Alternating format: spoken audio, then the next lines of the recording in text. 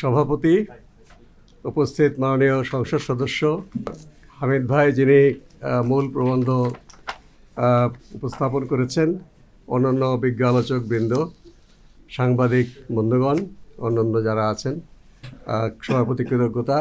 আমি প্রথমেই ক্ষমা চেয়ে নিচ্ছি, আমি একটু দেরিতে এসেছি, আবার মাঝখানে আরেকটা অনলাইন মিটিংয়ে যুক্ত হতে হয়েছে।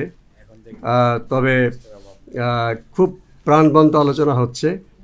আমি আবার ফিরে এসেছি, যে আমি শুনলাম যে মিটিং চলছে। তো বাজেটের কাজকর্ম তো শুরু হয়ে গেছে আগেই।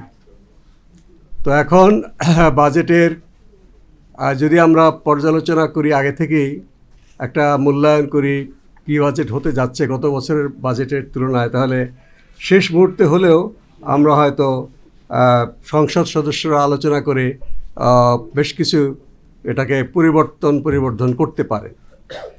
প্রথমে আমি যেটা বলবো, যে আমরা দেখতে চাই শতকরা হারে আমাদের স্বাস্থ্য বাজেট বাড়লো কিনা। টাকার অনুপাতে তো বাড়েই, কারণ আমাদের মুদ্রাস্ফীতি ঘটেছে। টোটাল বাজেটের আকার ইতিমধ্যে সরকার ঘোষণা করেছেন, টাকার অনুপাতে হয়তো বাজেট বেশি হবে। কিন্তু আগের সরকারগুলো এই শুভঙ্করের ফাঁকিটা দিত যে টাকা তো বাড়িয়েছি, কিন্তু পার্সেন্টেজ, জিডিপির পার্সেন্টেজ সেখান থেকেও দেখা যাচ্ছে একই আছে অথবা কমে যাচ্ছে, আবার বাজেটের আনুপাতিক হারেও সেটা কমে যাচ্ছে। এখন এই যে বর্ধিত টাকাটা, সেটা কিভাবে ব্যয় করা হবে, এটা হলো প্রশ্ন। একটা তো ব্যয় আছে আমাদের যেভাবে স্বাস্থ্য ব্যবস্থা চলছে, রিকারিং এক্সপেন্ডিচার, এইটা আপনাকে চালিয়ে যেতে হবে। বেতন ভাতা, অবকাঠামো মেনটেন করা, বিদ্যুৎ ব্যয়, পানি ইত্যাদি, কেনাকাটা, যেগুলো জরুরি কেনাকাটা। এই অতিরিক্ত টাকা যেটা আমরা সরকারের কাছ থেকে আশা করছি, তাদের নির্বাচনী ইশতেহারে তারা বলেছেন প্রাথমিক স্বাস্থ্যসেবা আমাদেরকে, এবং জরুরি দুটো, জরুরি স্বাস্থ্যসেবা এবং প্রাথমিক স্বাস্থ্যসেবা, এটা সার্বজনীন করতে হবে। ধনী গরিব সবাইকেই ফ্রি দিতে হবে। যাদের টাকা আছে বেশি, তারা ট্যাক্সের মাধ্যমে টাকা শোধ করবে। কিন্তু পয়েন্ট অফ কেয়ারে টাকা দিতে গেলে এখানে আপনাকে বৈষম্য হয়েই যায়। একজন দরিদ্র মানুষকে আপনি তাকে ফ্রি দিলেন লিল্লাহ, সরকার একসময় বলেছিল যে লিল্লাহ নাম দিতে হবে, এই যে মেডিকেল বিশ্ববিদ্যালয়, মানে একটা তাচ্ছিল্য, অপমান। এই বৈষম্য যদি দূর করতে হয়, তাহলে আপনি প্রাথমিক স্বাস্থ্যসেবা এবং জরুরি স্বাস্থ্যসেবা এগুলো একেবারে সার্বজনীন এবং বিনামূল্যে দিতে হবে। সরকার ট্যাক্সের মাধ্যমে টাকা প্রয়োগ করবে। হ্যাঁ, ইলেকটিভ যে সমস্ত সেবা আছে মাধ্যমিক বা টার্সিয়ারিতে, সেক্ষেত্রে আপনি করতে পারেন যে পার্ট পেমেন্ট বা ফুল পেমেন্ট, সেটা তার সামর্থ্য অনুযায়ী। সেটা ইন্স্যুরেন্সের অনেক জটিল বিষয় আছে, আমি অত ভালো জানি না। সেখানে ইন্স্যুরেন্স কাভারেজ যদি থাকে, যারা দারিদ্র সীমার নিচে বাস করছে তাদের ইন্স্যুরেন্সের প্রিমিয়াম সরকার দেবে। যারা মাঝামাঝি অবস্থায় চাকরিজীবী, একটা অংশ তার বেতন থেকে যাবে, একটা অংশ তার এমপ্লয়ার দেবে। আর যারা মানে ধনী ক্যাটাগরিতে পড়বে, তারাই পেমেন্ট করবে। এভাবে একটা ক্রস সাবসিডি হতে পারে। এই প্রাথমিক স্বাস্থ্যসেবাটা নিয়ে আমাদের ধারণাটা পরিষ্কার হওয়া দরকার। শুধুমাত্র আমরা স্বাস্থ্য নিয়ে যারা কাজ করছি তারা জানলেই হবে না, জনগণের জানার বিষয় আছে। দেখুন, আমি মাঝে মাঝে ট্রেনে খুব বলছি যে মাধ্যমিক স্বাস্থ্যসেবা ঢাকা শহরে নেই। আমাকে সিটি কর্পোরেশনের যারা দায়িত্বে বলেন যে দেখেন ভাই, আমাদের সিটি কর্পোরেশনের হাসপাতাল আছে, আমরা গত বছর ডেঙ্গি চিকিৎসা ফ্রি করে দিয়েছিলাম, কোনো মানুষ সেখানে যায়নি। যে মাধ্যমিক পর্যায়ের হাসপাতালটাকে মানুষও মনে করে যেখানে বড় বড় ডিগ্রিধারী ডাক্তার নেই, প্রফেসর নেই, বড় বড় অপারেশন থিয়েটার নেই, ওখানে কিছু হয় না।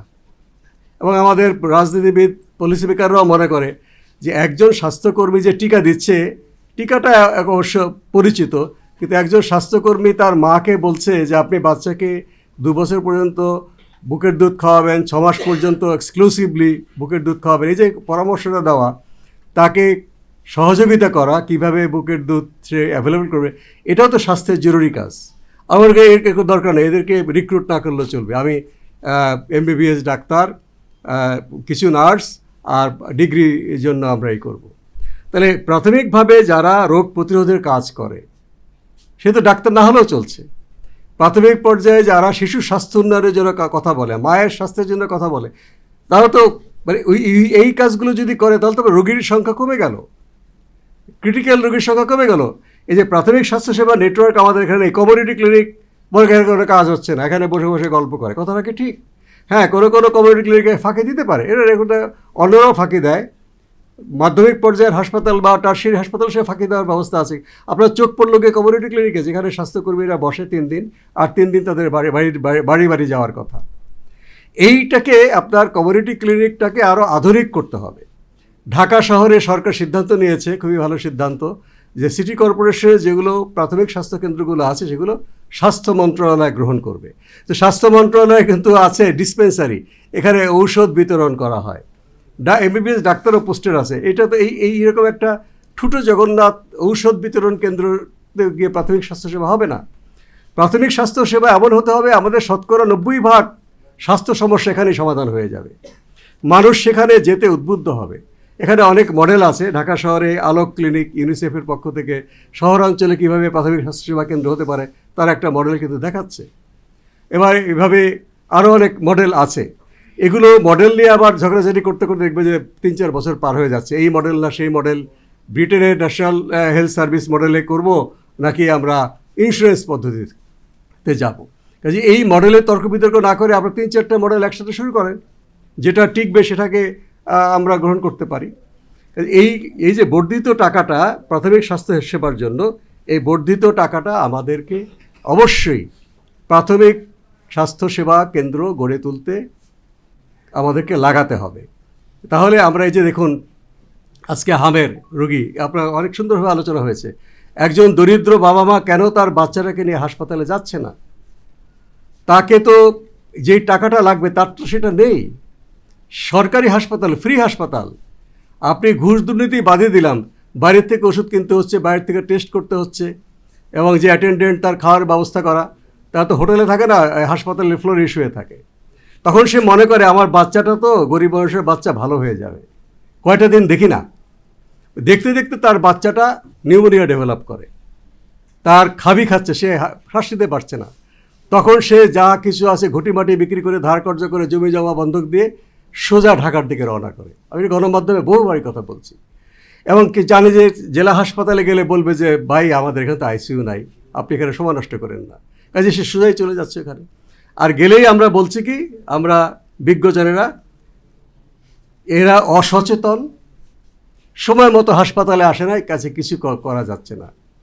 যিনি ওই ডাক্তার চাকরি করেন তার পক্ষে এই কথাটা বলা যেতে পারে, আমি মানতে রাজি আছি, কিন্তু একজন পলিসি মেকার এই কথা বলতে পারেন না। ওই যে শেষ মুহূর্তে তার বাচ্চাটাকে নিয়ে আসলো, কেন আসলো আপনি খোঁজ নিয়ে দেখেন। কারণ সে তার প্রাইমারি হেলথ কেয়ার সেন্টারে গেলেই তাকে খরচ লাগতেছে, উপজেলা হেলথ কমপ্লেক্সে গেলেই তার খরচ লাগতেছে, সে শেষ দিন পর্যন্ত অপেক্ষা করে, তাকে আপনি সোশ্যাল সাপোর্ট দেবেন না? আমি বারবার বলছি, কমিউনিটি বেস সোশ্যাল সাপোর্ট না দিলে এই দরিদ্র শিশু বলুন, গর্ভবতী নারী বা বয়স্ক মানুষ, তারা চিকিৎসার মধ্যে আসতেছে না। তারা কেন ডিসপেন্সারি কাছ থেকে ওষুধ কিনে খাচ্ছে? ওতে ডাক্তারের ভিজিট লাগতেছে না, সঙ্গে সঙ্গে তাকে পাচ্ছে। তাহলে ওই যে ঔষধের দোকানদার, তাকে গালাগালি করে তা আপনি সমাধান করতে পারেন। ঔষধের যে দোকানদার গ্রামে গঞ্জে কয়েক লক্ষ আছে, এদেরকে প্রাইমারি হেলথ কেয়ারের নেটওয়ার্কে নিয়ে নেন। প্রাইমারি হেলথ কেয়ার, প্রাথমিক স্বাস্থ্যসেবার নেটওয়ার্কে ঔষধের দোকানদারকে আপনি নেন, তাকে একটা সার্টিফিকেট দেন, তাকে আপনি ট্রেনিং দেন, আপনি কিছু দেন, সেও আপনাকে দেবে। শুধুমাত্র এই পুলিশ নিয়ে তার হামলা করবেন, তাকে হ্যারাস করবেন, আবার সে কিন্তু কোন পদ্ধতিতে হবে সেই বিতর্ক নিরসন হয়নি। গণঅভ্যুত্থানে সেই সরকার বিদায় নিল। নতুন সরকার আসার পরপরই কিন্তু আমাদের জনস্বাস্থ্য বিশেষজ্ঞরা বলেছে যে এই টিকা কেনাকাটা যদি না করেন, পদ্ধতি কী করেন ঠিক করেন, এগুলো কিন্তু অসুবিধা হবে। যখন আমাদের দেশের বিশেষজ্ঞদের কথা তাদের কানে যায় নাই, কি ঘরকা মুরগি ডাল বরাবর, তখন ইউনিসেফকে দিয়ে বলানো হলো যে আপনারা বলেন, বিদেশিরা বললো যদি সরকারের টনক নড়ে। তখন সরকার এই বিতর্ক যে আমাদেরকে চুরির দায় দেওয়া হবে, আমরা ওপেন টেন্ডার কেন করবো না, শেষমেশটা টাকা বরাদ্দ করেছিলেন যে উপরের হস্তক্ষেপে। এবং দ্বিতীয় লটের টিকাটা ইলেকশনের সম্ভবত 1 মাস আগে আসে বাংলাদেশে। প্রথম লটের যেটা বিদেশি টাকায় সেটা কেনা হয়ে গিয়েছিল, দ্বিতীয় লট বাংলাদেশ সরকারের টাকায় ইউনিসেফকে দিয়ে কেনানো হয়েছে, সেটা ইলেকশনের 1 মাস বা 1.5 মাস আগে কেনা হয়েছে। তখন তো আপনি ক্যাম্পেইন কীভাবে করবে, সময় তো আর নাই। এই নতুন সরকার আসছে, নতুন সরকার আসা ওই টিকা দিয়েই কিন্তু আপনার এই মাসে প্রথম পর্যন্ত টিকা অভিযান চলেছে।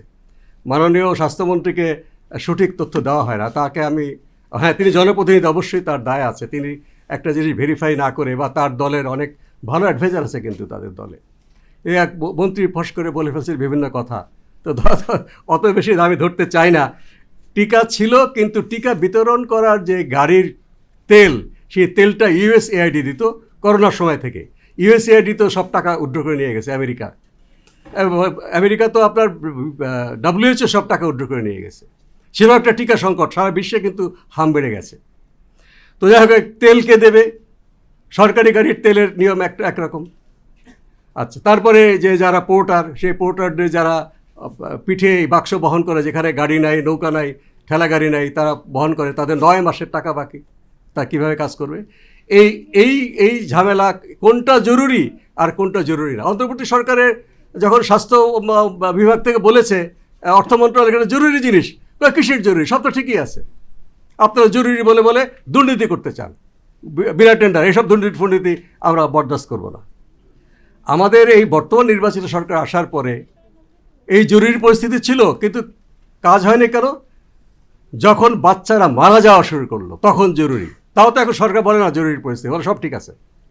যখন বাচ্চাদের মৃত্যুর সংবাদ গণমাধ্যমে আসলো, প্রথমে গণমাধ্যমের উপর চড়াও হওয়ার চেষ্টা করলো, এই আপনাকে ভেরিফাই করেছেন হামে মারা গেছে নাকি, হাম না কিসে?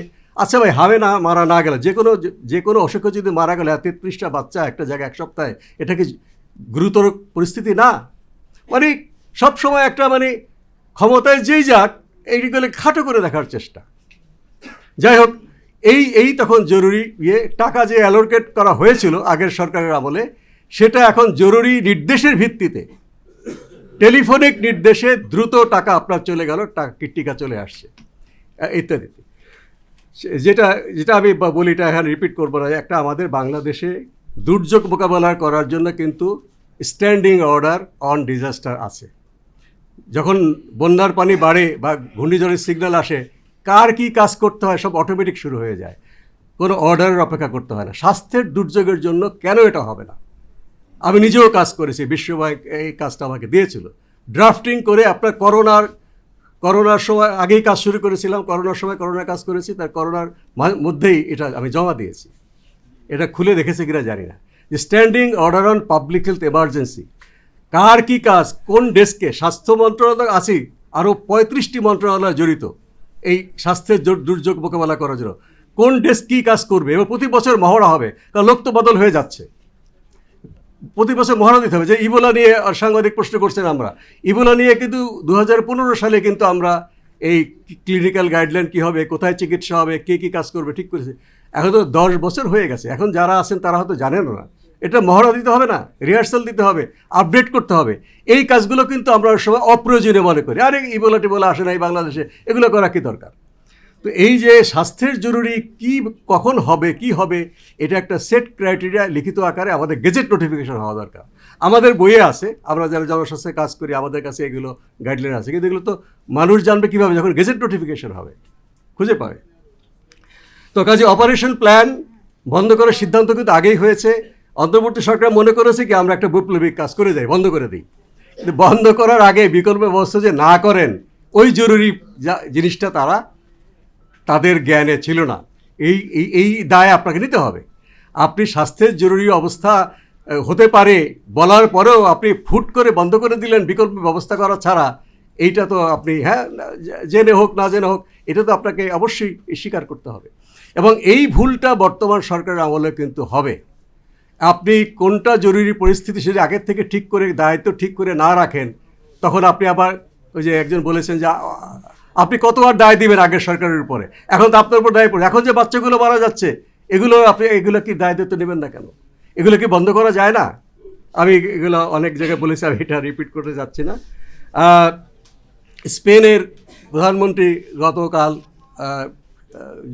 বিশ্ব স্বাস্থ্য সম্মেলন, ওয়ার্ল্ড হেলথ অ্যাসেম্বলি শুরু হয়েছে, সুন্দর কথা বলেছেন যে সারা বিশ্বে প্রতি 4 জনে 1 জন মানুষ চিন্তা করে আমি চিকিৎসা নেব নাকি আমি খাবার খাবো। এটা হচ্ছে বিরাট আমাদের জন্য একটা খারাপ জিনিস। প্রত্যেকটা মানুষকে সুস্থভাবে বাঁচিয়ে রাখা আমাদের সভ্যতার মানদণ্ড নির্ভর করে।